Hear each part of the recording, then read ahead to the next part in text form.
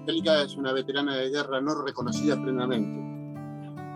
Es decir, fue reconocida por la ley 22.674, 23.109 del año 84 y 23.118. Pero después del levantamiento cara pintada, que hubo combatientes como Aldo Rico, cerró un pacto con el presidente Alfonsín, a donde se decidió sacar a los veteranos de guerra que estuvimos en el Teatro de Operaciones del Atlántico Sur y poner a los oficiales y suboficiales que estuvieron en Malvinas.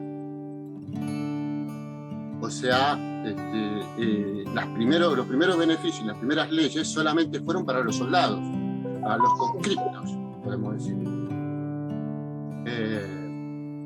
Angélica es alférez, fue alférez durante la guerra por Malvinas, no en Malvinas, sino por Malvinas, en 1982. Cabe destacar que en 1980, en 1981, el ejército no incorporaba mujeres. Y la Armada tampoco. Y la Fuerza Aérea incorporó pocas mujeres, y fueron estas primeras 7 mujeres que incorporaron. Bueno, Angélica fue una de las mejores tiradoras de las 7 que hubo ahí en ese grupo, ¿no? No sé si habrá podido entrar o no, pero bueno, la quería presentar para aclarar los temas. La vimos, sí, la vimos. Bueno, a Santo Tomás de Aquino le decían el buey mudo. Y bueno, creo que ese apodo se me podría poner a mí, porque a mí mucho hablar no me gusta, prefiero callarme la boca, ¿no? Pero bueno, en este momento me han solicitado que hable de Malvinas como partícipe. Yo estoy en la misma situación que Angélica, ¿no? Guerra de Malvinas, 40 años, punto de vista desde un veterano de guerra convocado para la misma, ¿no? Cabe aclarar algunos términos. Guerra no fue. No hubo guerra, en principio. ¿Por qué digo esto? Porque la guerra está prohibida por el artículo 51 de la Carta Magna de la Organización de las Naciones Unidas. Después de la Segunda Guerra Mundial, se libró toda una normativa internacional para que se prohíban ese tipo de guerra. Aunque el Papa Francisco, en el 2013, marzo, dijo que estábamos en una tercera guerra mundial. Y hoy, en esta semana, también ha resaltado que estamos en el medio de una tercera guerra mundial. ¿Qué quiere decir eso? Que las guerras evolucionaron. El objetivo de la guerra es uno, el objetivo no cambia, cambia la forma. ¿Ok? Y no todo pasó en Malvinas. No todo pasó en Malvinas. O sea, según la ley 24.950 del año 98, declara a los 649 héroes que cayeron, a los 649 soldados que cayeron como héroes nacionales, ¿no? Ahora, si yo les pregunto, son 649, si yo les pregunto a ustedes, ¿cuántos soldados murieron en la isla Gran Malvinas? ¿Ustedes qué se les pasa por la cabeza? ¿Qué me responderían? ¿Cuántos muertos calculan que de los 649 han muerto en la isla Gran Malvinas? Yo no tengo muchos más. Exactamente. Muchos más. Claro, Muchos, ¿no? Bueno, 9. De los 649 murieron 9. ¿Ok? ¿Cuántos soldados murieron en la isla Georgias? Que no se combatió. No se combatió porque el capitán Astiz se rindió sin combatir. Por eso fue juzgado por la fuerza, dentro de las responsabilidades de las fuerzas armadas. ¿Cuántos soldados murieron, a pesar de todo, en las islas Georgias? 4.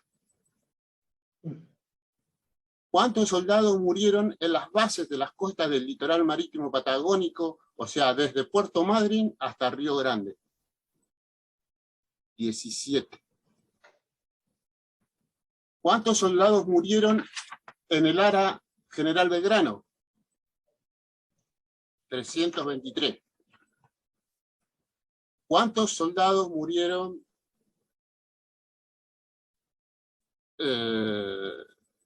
¿Cuántos pilotos de combates y embarcados murieron? 39. ¿Y cuántos soldados murieron en la isla Soledad? 257. O sea, la guerra no fue en Malvinas. La guerra fue en todo lo que es el archipiélago de Malvinas y fue en todo lo que es las bases del litoral marítimo patagónico. ¿Entró mi compañera? No, ¿no? No, todavía no. Todavía no. Tenía que estar por el mismo línea. Así que no hay Bueno, lamentablemente, te quería dar la bienvenida, porque fue una de las fue una de las 7 mujeres que estuvo en el conflicto. No hubo más mujeres que ella y las otras 6, ¿no? De las cuales 4 están reconocidas, las 4 estuvieron en el mismo lugar. Las 4 fueron reconocidas y 3 no. Ella no está reconocida plenamente. Por eso cuando habló Mónica le dije que no, porque quería aclarar estas cuestiones, ¿no? Aclarado esto, no podemos comenzar a hablar de la guerra si no hablamos en el mismo idioma, porque la guerra es para los generales, ¿no? Si no hablamos en el mismo idioma, y para ello existe un diccionario, un vocabulario técnico dentro del ejército. Y existe un diccionario militar. Por ejemplo, acá tengo uno. Este es un diccionario militar, ¿no? A donde está toda la terminología que utiliza el ejército, ¿no? Así como también los abogados tenemos un diccionario, que es el diccionario jurídico. Y para nosotros, ante la ley y ante los jueces, solamente vale lo que dice el diccionario jurídico, no otro, ¿no? Así también los filósofos tienen este libro, me lo regaló el doctor Carlos Torreira, compañero.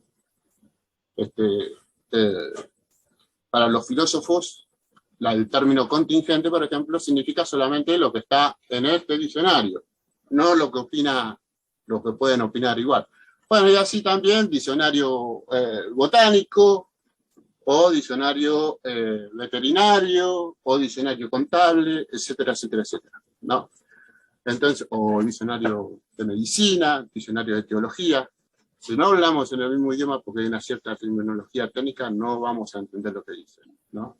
Lo que estoy hablando. Por eso estoy aclarando un poco esto. Porque las palabras, en la clasificación de las palabras, tenemos palabras que son unívocas y otras palabras que son multívocas. Las palabras multívocas pueden ser equívocas o análogas, y las palabras análogas pueden ser intrínsecas o extrínsecas. ¿Ok? Si nosotros agarramos el diccionario de la Real Academia Española y buscamos la palabra tiempo, nos va a dar 20 acepciones equívocas, distintas unas de otras, ¿no? Pero si agarramos el diccionario militar, el término es una orden, y la orden no puede interpretarla el soldado, sino el soldado tiene que ejecutar la orden, es unívoca. Y si agarramos el diccionario de música, tiempo tiene un solo significado, no tiene el tiempo como atmosférico, el tiempo de una marcha, no sé si más o menos se está aclarando el tema, ¿no? ¿Sí? Sí, está claro, está claro. Está claro. De la guerra todavía nada, ¿no?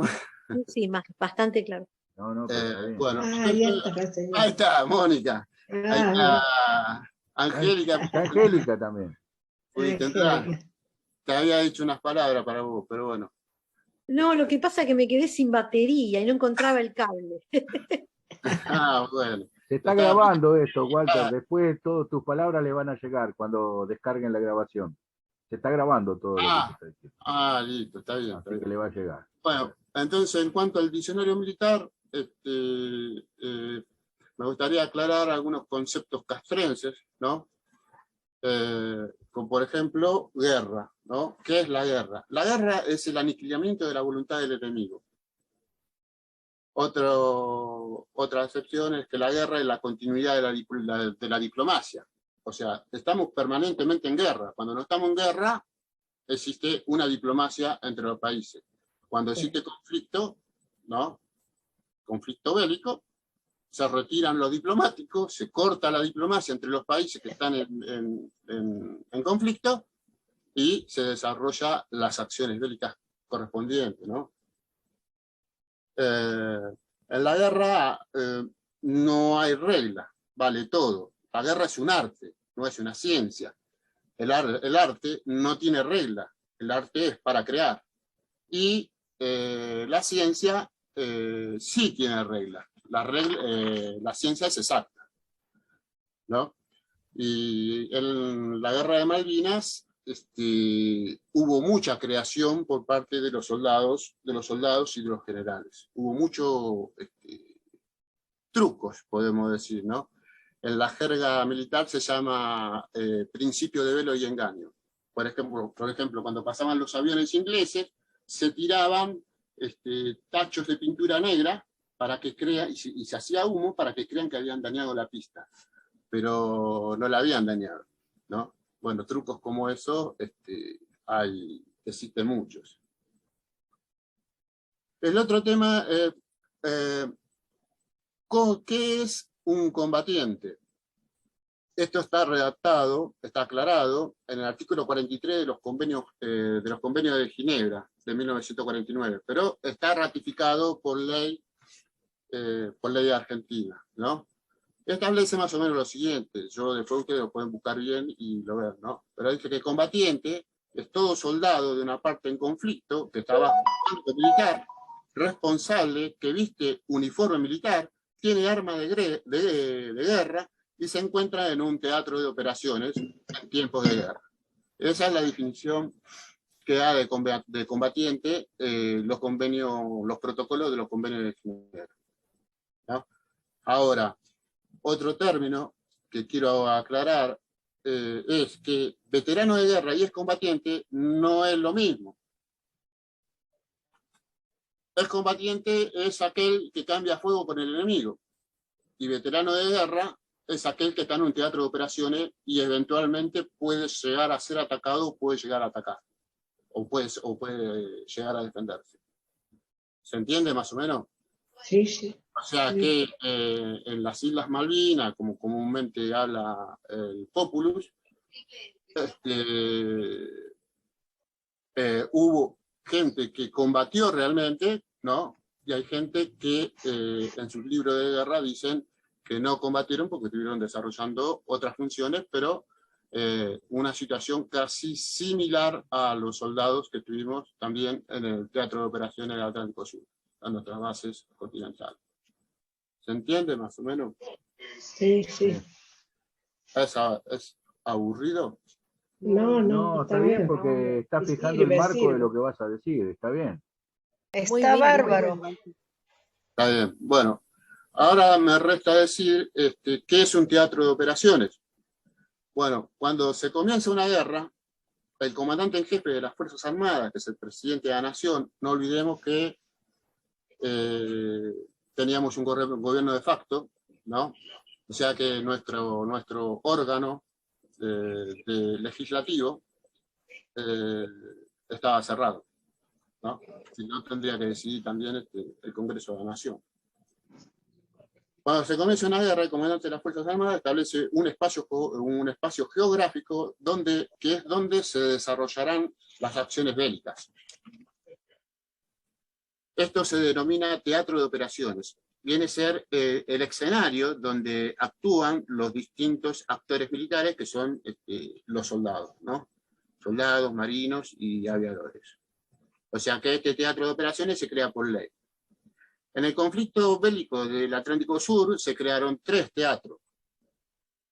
Se creó el Teatro de Operaciones Malvinas, que solamente abarcaba la isla Gran Soledad, la isla Soledad, quiero decir, y la isla Gran Malvina, y 200 millas a la redonda. Eso lo habrán visto en alguna figura, ¿no? Pero ¿qué pasó? La Junta Militar, el Comité Militar, los comandantes, no pensaban que los ingleses iban a venir a rescatar las islas. Y los comandantes argentinos pensaban que tenían el apoyo de Estados Unidos. Pero en realidad, Estados Unidos apoyó a Inglaterra, por la sencilla razón de que no conocían la historia, que así como España es nuestra madre patria, Inglaterra es la madre patria de Estados Unidos, ¿no?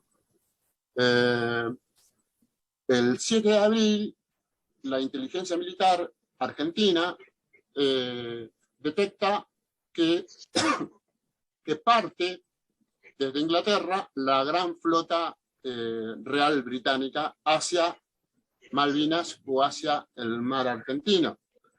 Entonces, ¿qué sucede ahí? Se saca otro decreto, el decreto 700. El anterior es el decreto, el Teatro de Operaciones Malvinas es el decreto 675/82. Después que las autoridades militares ven que zarpó la flota inglesa, por medio del decreto 700/82 del PEN, del Poder Ejecutivo Nacional de Galtieri, el 7 de abril crea el Teatro de Operaciones del Atlántico Sur. Retira el comandante que estaba en las Islas Malvinas y lo traslada a Puerto Belgrano, provincia de Buenos Aires. O sea, cuando estaba el Tom, el gobernador de las Islas Malvinas, general Menéndez, estaba en su casa, Malvinas, Puerto Argentino, en la casa del gobernador. Y estaba el comandante que comandaba toda la guerra. Pero el 7 de abril, a las 19 horas, el gobernador queda en Malvinas y el comandante, el nuevo comandante, porque del Teatro de Operaciones del Atlántico Sur, se traslada a Puerto Belgrano y bueno, y se comanda toda la guerra desde ahí. Eso fue el 7 de abril, a las 19 horas salió el decreto 782 y el plan esquemático 1/82 a las 24 horas del 7 de abril se nombra al nuevo comandante y se lo traslada a la base naval de Puerto Belgrano. Y el 24 de mayo se crea el COPECON, que es el Centro de Operaciones Conjunta, que no se mueve por decreto, porque los decretos solamente los puede sancionar el PEN, el Poder Ejecutivo Nacional, sino que los ejecutan los comandantes. Y se traslada, el comandante de la guerra se traslada a Comodoro Rivadavia. Eso es más o menos con respecto a los teatros, ¿no? O sea, que confirma que la guerra no fue solamente en Malvinas, sino que fue en todo, en Malvinas, Isla Soledad, Georgias, y todo lo que fue las bases desde Puerto Madryn hasta Río Grande, donde estaban las bases aéreas, que fue de donde partían los aviones de combate. Un dato interesante, ¿no?, es que las Islas Malvinas no tenían aeropuertos, no tenían aeródromo, no tenían nada. Pero en el año 1972, la Fuerza Aérea Argentina construyó una pista provisoria, porque se realizaban vuelos desde Malvinas a Río Gallego, a Río Grande, de 800 metros de largo. Estaban hechos con planchas metálicas. Un par de años más tarde, que eran 800 metros por 30 metros. Unos años más tarde se ampliaron 400 metros más. O sea que la única pista que existía en la isla Malvinas era de aluminio y hierro, planchas, ¿no? Sobre la hulla, sobre la tierra de Malvinas, y tenía 1200 metros por 30 metros. O sea, los aviones de combate son muy poderosos. Este es el tema de Angélica. Son muy poderosos. Necesitan por lo menos 3000 metros para poder despegar y aterrizar. Por esa misma Ángel, los aviones estoy en un Zoom. salían Estoy en un Zoom, después te llamo. Río Gallegos, Después te llamo. o de Río Grande, o de Puerto San Julián, porque tenían 3000 metros de pista, que era el recorrido que necesita para despegar y posteriormente aterrizar un avión de combate. Por eso toda la costa patagónica, desde Puerto Madryn hasta Río Grande, fue un gran portaaviones. Y esa es la razón por la cual ningún portaaviones de la Fuerza Armada participó en la guerra. Ningún portaaviones de Fuerzas Armadas participó durante la guerra. O sea que la pista que tenían en Malvinas se la hicimos nosotros, los argentinos, ¿no? Sí. Qué cosa de loco, ¿no? Bueno, quiero hablar un poquito más con respecto a Malvinas y después voy a hablar con respecto a mi participación. Bueno, las Islas Malvinas son y serán argentinas, como está escrito en algún lado, ¿no? ¿Por qué? Y bueno, porque pertenecían al Virreinato del Río de la Plata, ¿no? Inglaterra se las reconoció como propias al Reino de España. Y bueno, cuando hicimos la revolución y después la independencia, finalmente, hemos heredado todo ese territorio, ¿no? O sea que históricamente, hablando vulgarmente, ¿no? Las Islas Malvinas nos pertenecen. Aparte, geográficamente, las Islas Malvinas están a 400 millas nada más de Río Grande o de Río Gallegos, y las Islas Malvinas están unidas a la plataforma continental argentina. O sea, tiene todo un cordón montañoso submarino que comunica con las Islas Malvinas. Tiene como un gran cordón umbilical, porque Argentina es la madre y las islas son sus hijas, que el cordón nunca lo llegaron a cortar, ¿no? Las Islas Malvinas son muy importantes para los argentinos y para los ingleses, ¿no?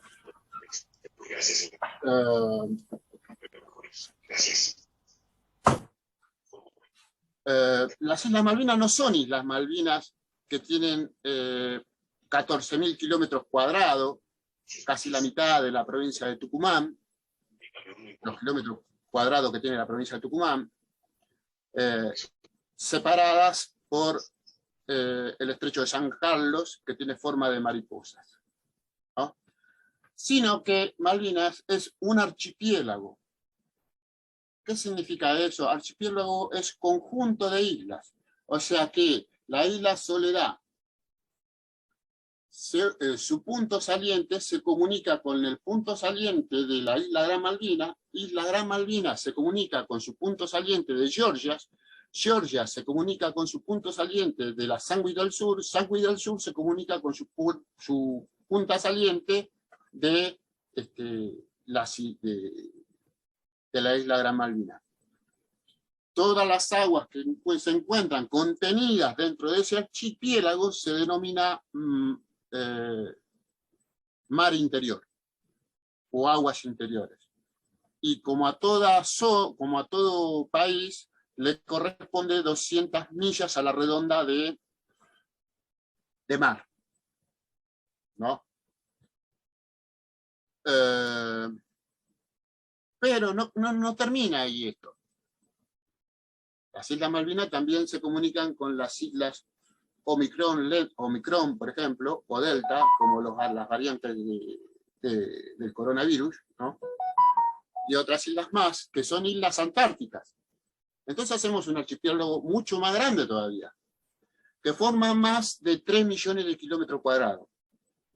Y por esa razón del archipiélago que se comunica con las islas antárticas, es que nos corresponde un sector antártico. Un sector de la Antártida Argentina, ¿no? Ahora, yo les pregunto a ustedes, ¿con qué países, una pregunta fácil, ¿no? ¿Con qué países limita Argentina? ¿Con qué países? Y ¿Saben? bueno, a simple vista, con Bolivia, con Paraguay, con Uruguay, con Brasil y con Chile. Ajá, perfecto, muy bien. ¿Verdad? Muy bien. Pero te faltó uno. Te faltó un país. ¿Con qué país más limita Argentina? Bueno, no sé, a ver. ¿Eh? A ver cuál. Con Inglaterra, señores. Los que están en la Antártida, claro. Limita con Inglaterra, señores. Inglaterra, en la Esto lo explicó muy clara. ¿Cómo? En Inglaterra, en la Antártida hay varias bases de muchos países. Sí, pero yo no estoy hablando de la Antártida. Esto lo explicó muy bien Julio González, secretario legal y técnico de Isabel Perón durante su gobierno, que vino cuando vino una charla a dar una charla al museo. Lo explicó muy bien y me recontra sorprendió. No lo podía creer. No lo podía creer. Argentina no es más bioceánica, no puede salir al Atlántico, al océano Atlántico. Tiene solamente dos pasos inocentes, que se llaman así, o sea, 2 pasos libres, y tiene que pedir permiso a Inglaterra para pasar por ello. Aunque ustedes no lo puedan creer.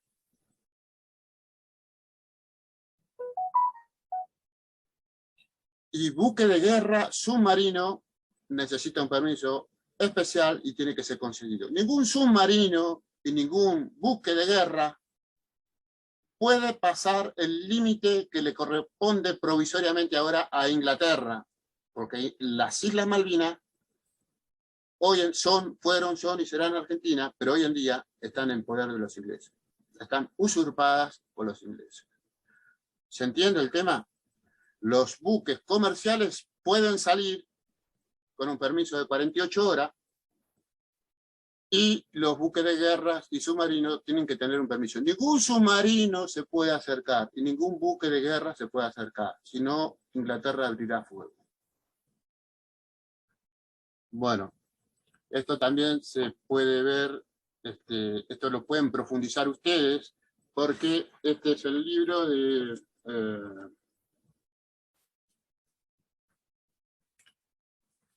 este es el libro de Julio González, que en su momento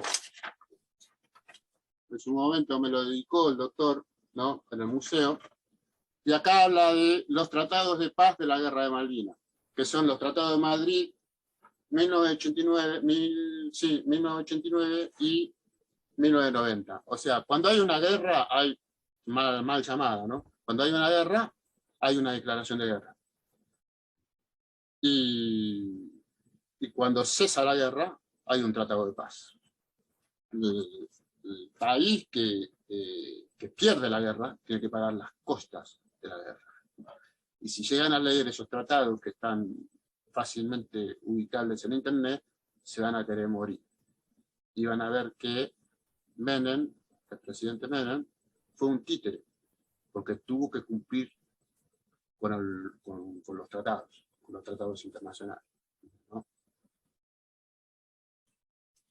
Bueno, quería más o menos aclarar un poco esto, porque hay una grieta entre los soldados que estuvieron en Malvinas y los soldados que estuvimos en el Teatro de Operaciones del Atlántico Sur, vistiendo uniforme militar, con arma de guerra, sufriendo las mismas inclemencias, y por si no lo supieron, tuvimos prisioneros ingleses en Comodoro Rivadavia, en el Liceo, tuvimos prisioneros ingleses en Río Gallego, hubo muertos, hubo helicópteros derribados, en fin, hubo 22 ataques de los ingleses en el continente, que todavía no están restablecidas todavía las... Pero todo esto tiene que ver con otra cosa, a ver, con los secretos que existen en una guerra, ¿no? Hay secretos que se desclasificaron en el año 2015 por medio del decreto 503, a donde después de 33 años de la Guerra de Malvinas se pudieron, el ciudadano argentino pudo acceder a ello. Por ejemplo, una unidad militar tiene 3 tipos de libros. Tiene el libro histórico, que se va desarrollando todas las, ¿cómo se llama? Todas las actividades durante todas las clases, durante todos los años, desde su nacimiento hasta que muera la unidad. Y después se redactan libros de guerra, como por ejemplo este es una fotocopia, por supuesto, ¿no? El libro de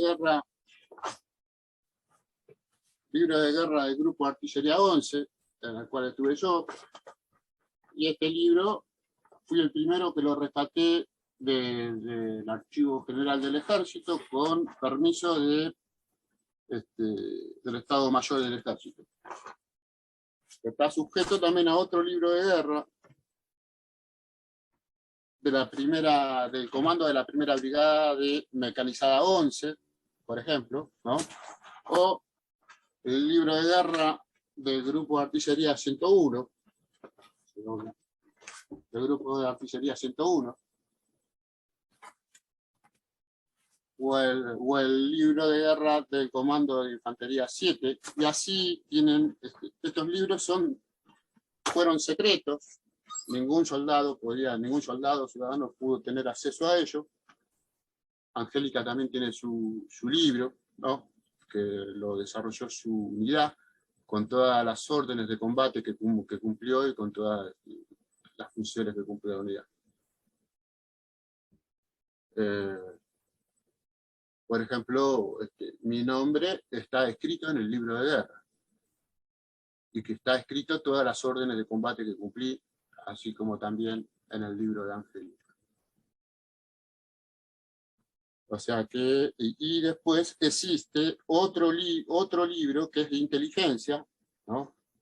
Bueno, en el 2015 no sé si se acordarán que durante el gobierno que estuvo, cómo se fueron sacando del Estado Mayor del Ejército todos los libros, y se trasladaron al Museo Malvinas y a otros lugares, ¿no? Pero existe otro libro, que es el libro de inteligencia. Yo no digo la guerra, yo por eso no digo la guerra en Malvinas, yo no digo la guerra por Malvinas, ¿no? Yo cumplí con la ley de servicio militar obligatorio de la clase 62, sorteada en el año 80, incorporada en el año 81, en marzo del 81, y me dieron la baja en febrero del 82.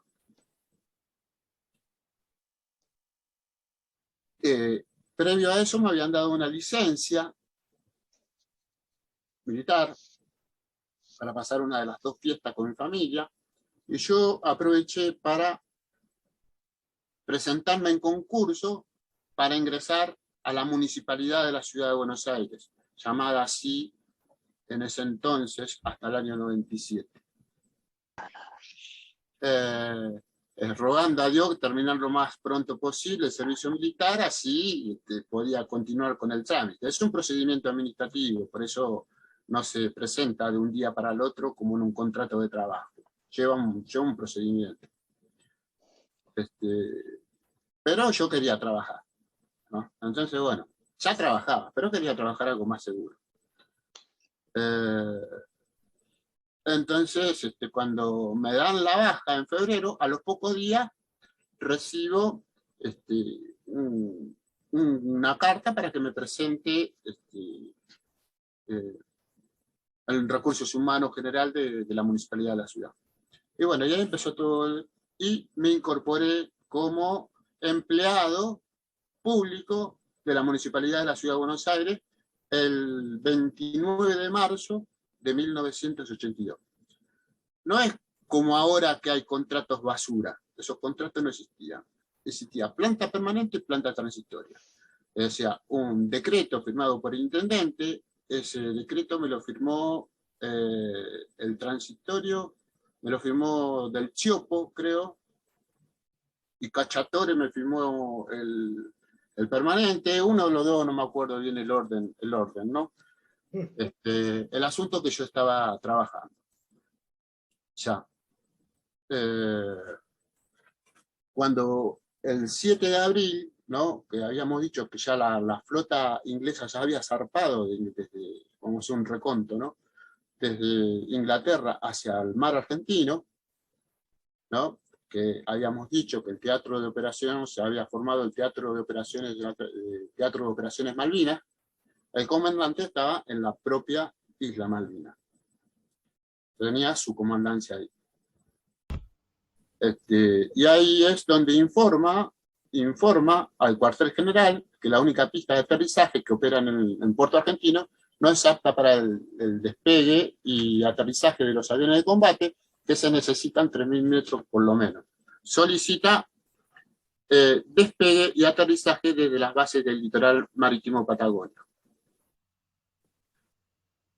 La guerra es un gran despliegue de un monstruo grande que se mueve muy lentamente, ¿no?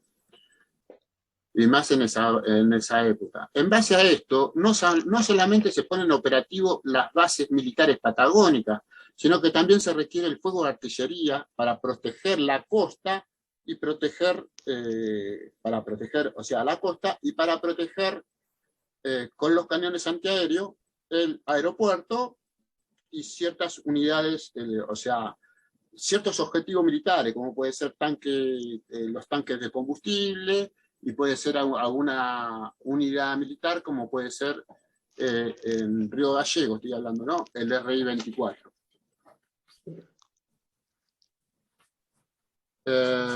Como el grupo de artillería 11 está a 240 kilómetros al norte del aeropuerto de Río Gallego, se ordenan que sea el grupo de artillería 11 el que brinde protección a todos los objetivos militares y a la ciudad de Río Gallego. Y que tenía el objetivo de custodiar los 140 kilómetros de la costa de la ciudad de Río Gallego y el aeropuerto. Mientras tanto, el grupo de artillería 3 de Corrientes y el grupo de artillería 101 de Junín, provincia de Buenos Aires, se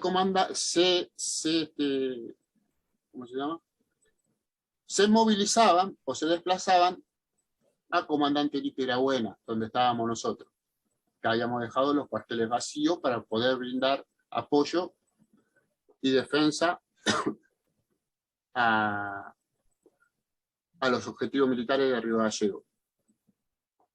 Imagínense Corrientes, el grupo de artillería de Corrientes, para que llegue a Río Gallego, con todos los cañones a cuesta, con toda la tropa y toda la munición y todo eso, no van a 100 kilómetros por hora.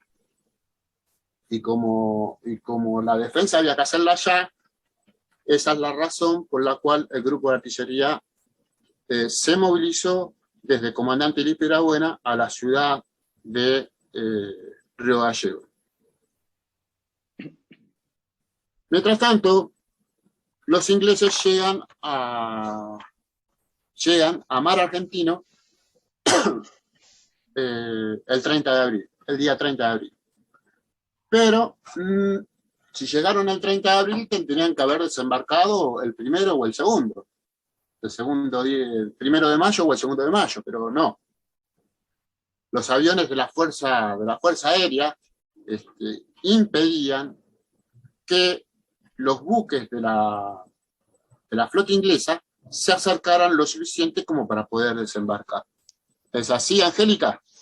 Sí, sí, es verdad. Muy bien, muy bien, muy bien. Bueno, el 1 de mayo los ingleses, como vieron, las Islas Georgias más desprotegidas, menos defendidas, ocuparon las Georgias y tomaron prisioneros a los soldados del capitán Astiz.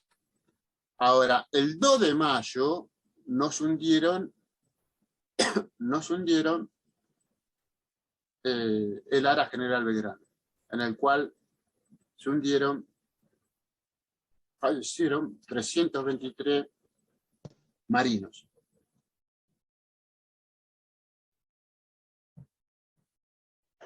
El buque, el Ara General Belgrano, estaba fuera del área de exclusión, estaba fuera del teatro de operaciones. Lo hundieron. Pero el 4 de mayo, 2 días después, nosotros le hundimos el Sheffield, que era un buque que traía helicópteros, aviones, armamento, víveres, todo para Inglaterra. No olvidemos que los soldados argentinos que estuvieron en Malvinas recibían el pan y la comida todos los días desde Comodoro Rivadavia, que era el batallón logístico 9. Sin embargo, Inglaterra tenía que venir allá, de 27.000 kilómetros, la comida para ellos. No es muy fácil la logística para estar peleando en el medio del mar. En Inglaterra no tienen Cámara de Diputados y Cámara de Senadores, tienen Cámara de los Comunes y tienen la Cámara de los Lores. O sea, en Inglaterra funcionaba el poder, el Estado democrático, no tenía un Estado militar como nosotros, gobernado por una junta militar y un presidente de facto. O sea que la Cámara de los Comunes, que viene a ser la Cámara de los Diputados, se entera de que se hundió, de que nosotros le hundimos el Sheffield, y comunica a la Cámara de Senadores, que viene a ser la Cámara de los Lores, que se hundió dicho buque. Y la Cámara de los Lores le comunica o le informa a Margaret Thatcher, primer ministro, que los argentinos le hundimos el barquito. A la Thatcher se le pararon los pelos. Pidió un informe, dice, ¿cómo puede ser que los argentinos no hayan hundido este buque? Una pieza fundamental. Bueno, empezó el informe, dio que los aviones de combate salieron de Río Grande, con aviones Super Tender, armados con misiles Exocet A-39. ¿Qué pudo haber dicho la Thatcher? Ataque en Río Grande. Nada de Malvinas. Ataque en Río Grande. Destruyan, como dijo el compañero Julio Di Giovanni, ataque en Río Grande, destruyan los buques, destruyan los aviones de combate y maten a los pilotos y destruyan los Exocet. Eso es por eso que los ingleses invadieron el continente y Estados Unidos le dijo que no hiciera eso, que no se metiera en el continente, porque si no se tenía que activar el TIAR, el Tratado de Ayuda Recíproca Americana, que se podría todo, y si iban a meter, Perú nos ayudaron algunos países, otros países como Chile no. Pero bueno, continúo. El 5 de mayo el COMIL, el Comité Militar, ordena reforzar toda la defensa de las bases militares de la Patagonia. Yo hablo de lo mío, ¿no? No hablo de los demás, la participación de los demás. Para ello, el 5 de mayo, el Grupo de Artillería 11 da la orden de crear 2 baterías más. El ejército, cuando está en tiempo de paz, es una cosa, pero cuando está en tiempo de guerra, necesita armar más unidades, necesita, se reproduce los órganos que tienen las unidades militares que tienen, porque así lo exige el combate, ¿no? Ordena crear 2 baterías más. La batería, o sea, el grupo de Artillería 11 tenía la batería A y la batería B. Ordena crear la batería C y la batería B. ¿Por qué? Porque después de las últimas acontecimientos entre Gran Bretaña y Argentina, era muy previsible que Inglaterra atacara cualquiera de las bases desde donde se estaba atacando la flota. Porque vuelvo a repetir, ¿cuántos buques hundieron o averiaron desde Malvinas a los ingleses?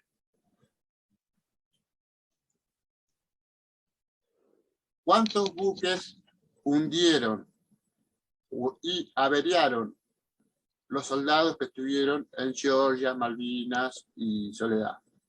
¿Alguien sabe? Ninguno. 0. Muy bien, Cecilia. 0. Claro. Todos fueron hundidos y averiados, dejados fuera de combate, inclusive el Invencible, donde venía el Príncipe Andrés, desde Comodoro Rivadavia, Río Gallegos, Puerto San Julián, y en total son 6 bases desde donde partían los aviones que atacaron a la flota. O sea que recibe la orden el Grupo de Artillería 11 del COMIL y le envía un dictado al Distrito Militar San Martín para que envíe 26 cédulas de convocatorias. Cabe destacar, y según yo después les paso el libro de guerra, no convocaron, no fue al azar los soldados que convocaron, sino que convocaron los mejores soldados y los mejores artilleros. Y como yo estaba dentro de los 10 mejores tiradores, por eso fui incluido dentro de esta lista de los 26. Esta cédula militar la recibe mi mamá, que estaba lavando ropa en el patio. Se la entregó, paró un camión militar, bajó un soldado, Echegaray Walter, yo soy la mamá, le entregó la carta. El 6 de mayo. El 7 de mayo yo presento en la oficina de personal esa carta, esa cédula de convocatoria. Cabe destacar que todos los funcionarios del Estado en ese momento eran militares. O sea, donde estaba trabajando yo en flota, en material rodante de la Municipalidad de Ciudad de Buenos Aires, el director general era un coronel retirado, el coronel Gote. Y las autoridades menores, de menor jerarquía, también eran oficiales y suboficiales. El 10 de mayo, como la cédula de llamada,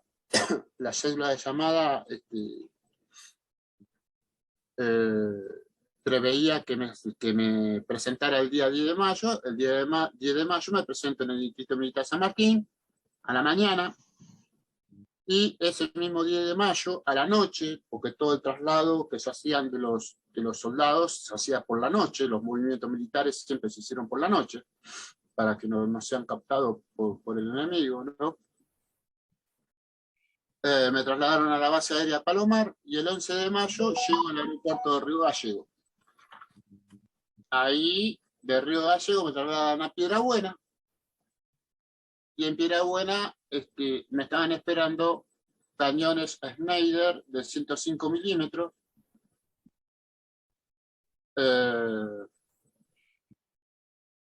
que yo no sabía ni cómo se disparaba, porque yo era,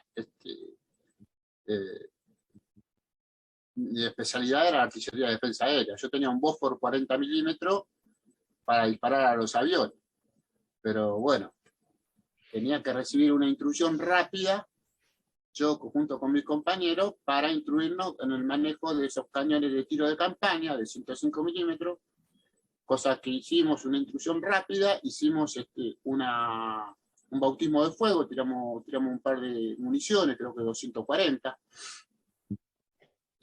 disparos, y bueno, una vez preparado, ya entramos en trasladarnos al RI-24, donde tuvimos varias ubicaciones, al RI-24 de Río Gallego, al aeropuerto de Río Gallego, a una estancia inglesa, Hueraique, de ahí del lugar. También estuvimos en Puerto Santa Cruz, Puerto San Julián, en varios lugares. En esos varios lugares tuvimos varias alertas rojas y alertas amarillas, ¿no? Que acá, en el Comando de Brigada 7, en el libro de guerra del Comando de Brigada 7, yo estaba en Piedrabuena, ¿no? Pero en el folio 32-33 describe que el 11 y 12 de mayo del 82 se detectó un barco en la costa y se detectó un bote de goma, o sea, un barco a 30 millas de la costa, y se detectó un bote de goma, un gomón, y 2 hombres rana, con lo cual fueron repelidos por los soldados del Grupo de Artillería 11 y del Batallón de Ingenieros de Combate 181 que abrieron fuego. Esto está documentado por un comandante de la guerra, ¿no? Yo no estuve en la ubicación en este momento, pero participaron mis compañeros del Grupo de Artillería 11, porque yo estaba recientemente incorporado y estaba en Piedrabuena en ese momento. Después se detectó en el diario de guerra del comando de la primera brigada mecanizada 11, perteneciente orgánicamente al quinto cuerpo de ejército, que tiene su libro de guerra también, ¿no? El día 22 de mayo se dictó una alerta roja porque ingresaron 3 helicópteros ingleses al continente.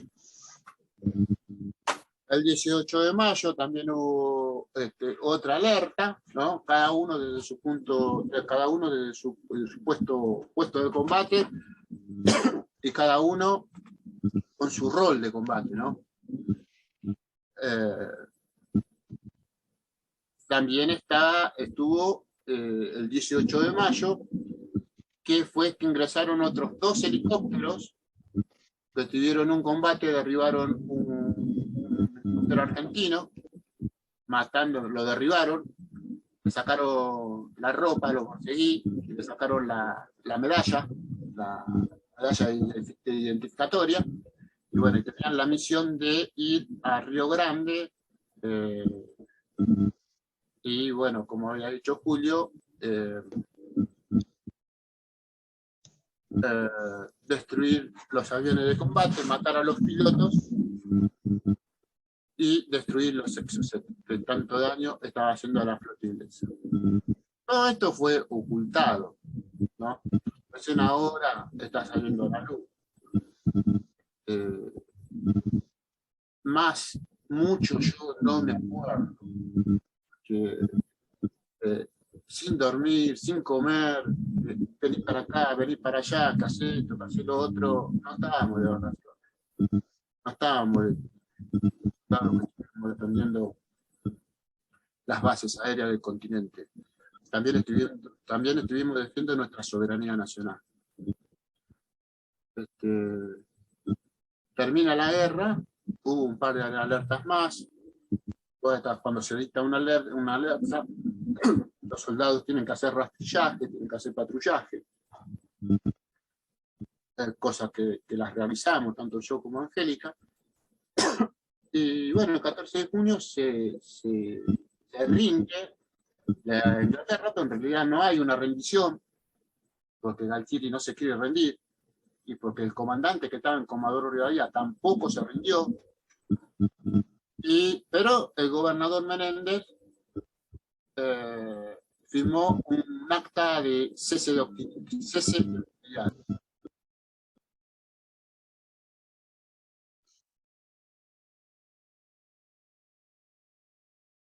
Se te deshabilitó el micrófono, Walter. Ah, bueno, gracias.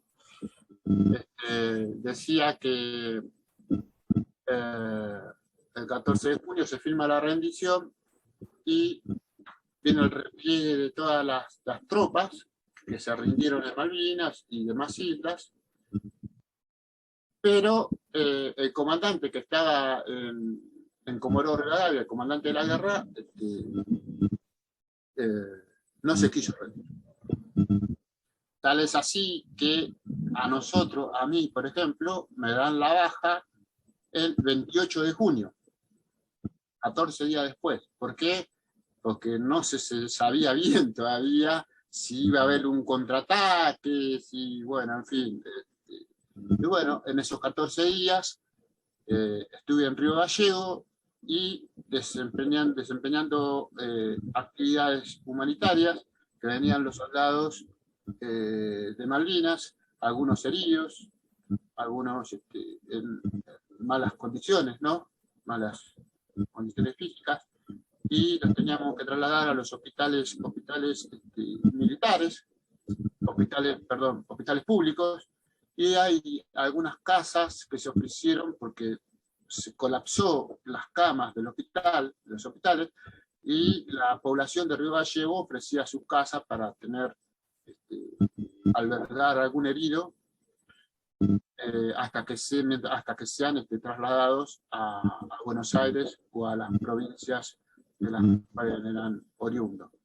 El día 28 de junio finalmente me dan la baja, pero antes nos hacen jurar a todos que no demos ninguna información con respecto a los movimientos que habíamos hecho, dónde estuvimos, qué hicimos, qué no hicimos, bueno, en fin, todo eso.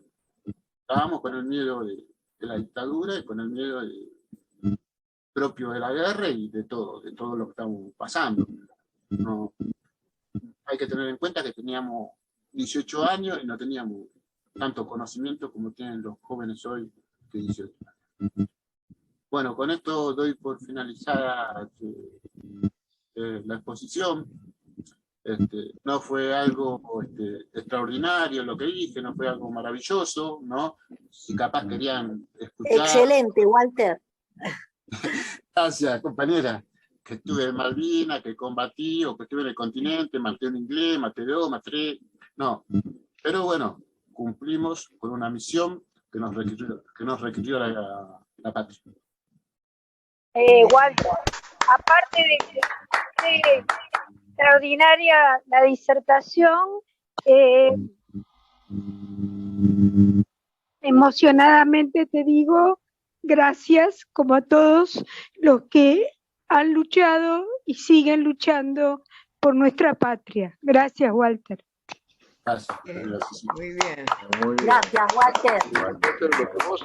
Pero aparte nos has colaborado con una serie de datos en ese marco amplio que hiciste antes de ingresar a tu propia experiencia, que es muy valioso por eso, por suerte esto queda grabado y bueno, tener en cuenta tu participación, que de alguna manera has juntado todo lo que no has hablado durante las reuniones y lo has puesto acá.